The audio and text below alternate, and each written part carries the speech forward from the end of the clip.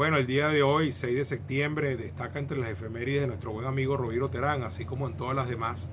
que es la fecha de la Carta de Jamaica,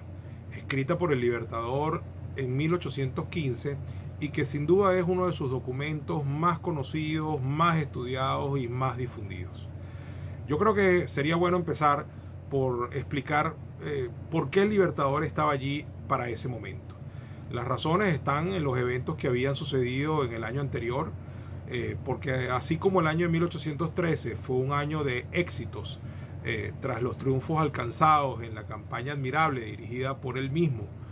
desde la Nueva Granada hasta Caracas, y la campaña de Oriente dirigida por el general Santiago Mariño,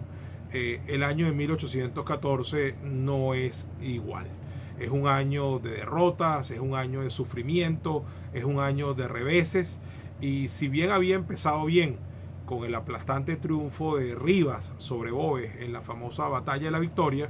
pues el resto del año transcurrió de revés en revés, como la derrota en la Batalla de la Puerta, como el asedio y la caída de Valencia, como la emigración a Oriente, la caída de la Casa Fuerte de Barcelona y un largo etcétera, que terminan con la batalla de Urica ya en diciembre del año 14, con la cual termina de caer la Segunda República. Ya Bolívar para ese momento se había ido de Venezuela rumbo a Cartagena, nuevamente Cartagena su destino, así como lo había sido tras la caída de la Primera República en 1812, y de allí tiene que moverse en 1815 tras la llegada a principios de ese año a Venezuela de don Pablo Morillo, que traía un ejército expedicionario de más de 10.000 hombres para retomar el control de España sobre las colonias americanas. Bueno, entonces Bolívar decide irse de Cartagena y se va precisamente a Jamaica. Ahora bien, la carta como tal es una misiva particular que le dirige Bolívar a un comerciante jamaiquino, pero de origen inglés, que se llama Henry Cullen.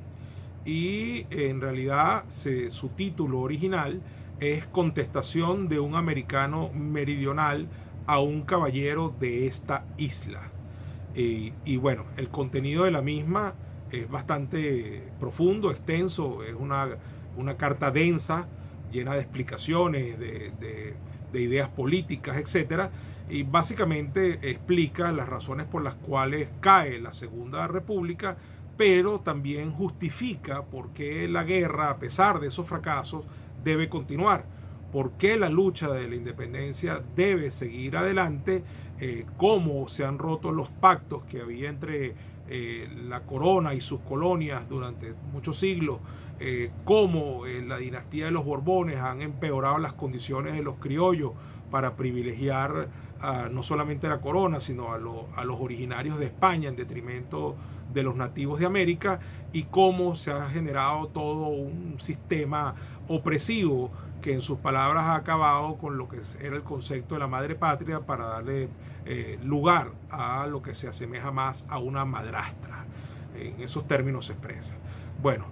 muchos historiadores consideran que bueno, tal densidad en una carta particular realmente tenía un fin ulterior. Y ese fin ulterior no era otro que seguir convenciendo a Inglaterra de que se involucrara en nuestra independencia y favoreciera con apoyo efectivo nuestra causa. Esa labor la había empezado Miranda décadas atrás, y luego, bueno, Bolívar siguió insistiendo en esa tesis hasta que finalmente lo logra un par de años después.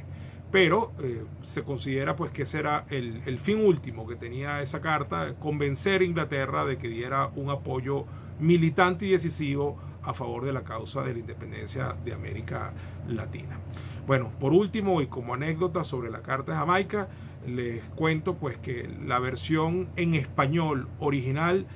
no había aparecido sino hasta hace muy pocos años,